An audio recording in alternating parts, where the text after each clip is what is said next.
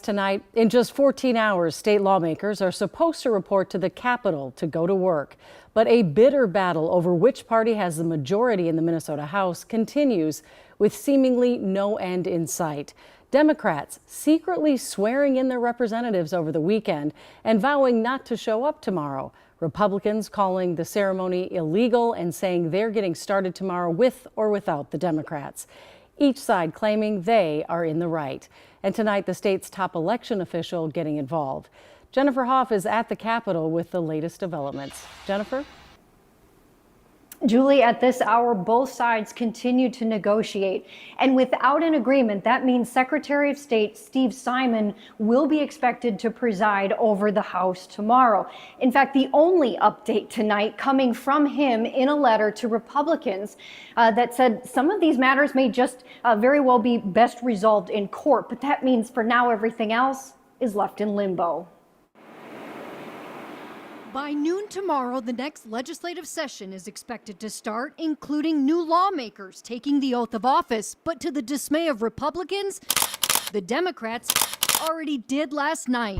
Why wouldn't you have told people what you were going to do and done it in daylight, maybe here on the day that we were supposed to? It makes no sense. Democrats argue it's not unprecedented, saying the move is in case they skip the start of session to deny what's called a quorum and prevent Republicans from using their temporary one-seat majority to in part elect a speaker. The reason we have to consider it is this very extreme action that Republicans are threatening. The chamber was tied until a judge ruled a Democrat ineligible for not living in the heavily blue Roseville area district, now headed for a special election, while a race result in Shakopee is still under scrutiny in court after several ballots went missing. The DFL party offering Republicans leadership in the short term in exchange for power sharing after that. We think that this is a reasonable compromise and that instead of escalating conflict, that Republicans should get back to the negotiating table. Republicans argue they already have a majority and say what Democrats are doing not only violates state law and the Constitution,